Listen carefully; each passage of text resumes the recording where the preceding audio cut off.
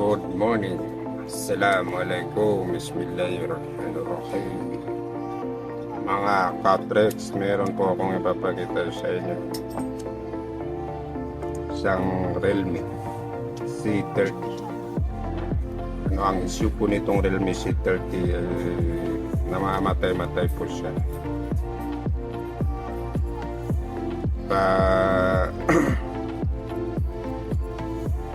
Nabuhay siya sa unang loob, namamatay na siya. Pero kapag tiningnan mo sa mga nag-upload, kadalasan na hard reset. Akala ko hard reset. In-hard reset ko siya, ganun din, namamatay-matay. Ayan, ang pangalawang ginawa ko naman ito, kinunik ko siya sa power supply. Tumuloy yung Realme. So, ang sa nabuhay siya. Yung ginawa ko, itong battery ang suspect problema. Itong battery, ito lang yung tinanggal ko. Ito D1. Ito siya. Tapos Geniamper ko po ito. Dito po ito nakakapit. Ito lang po siya. Ayan, Geniamper ko siya. Nabuhay naman siya. Pero ang problema lang, battery lang pala. Kaya hindi tumutuloy yung yung power niya. Hanggang unang logo lang, tapos mamamatay siya. Ito siya, bagong model po ito. Realme C30. Bali kung sakaling makaenkwentro kayo, ito lang yung tanggalin. Itong maliit na isa. Tapos i-jumper. Jumper na siya, mabubuhay na siya. Ito lang yung tinanggal.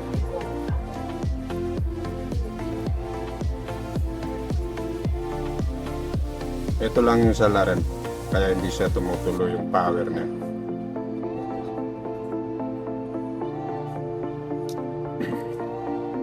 Pag makakontrol kayo ng gano'n, gagawin nyo, i-connect mo muna sa power supply para matrace nyo kung battery ba talaga yung problema. Bago nyo siya pumunta sa pangalawang idea nyo kung ano yung gagawin.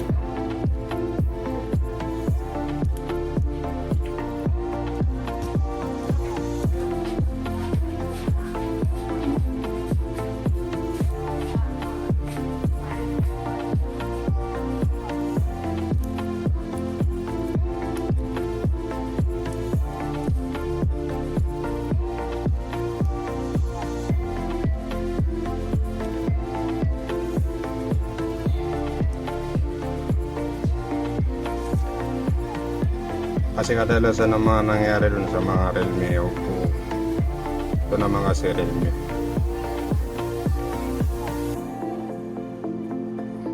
Yan.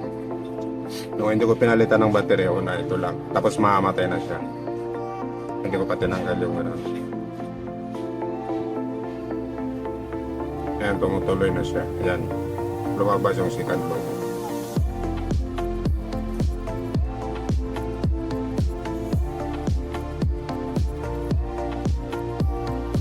Mga Katrex, huwag nyo lang kalimutan i-subscribe yung channel ko na Contrex. Tsaka i-like nyo, i-share nyo.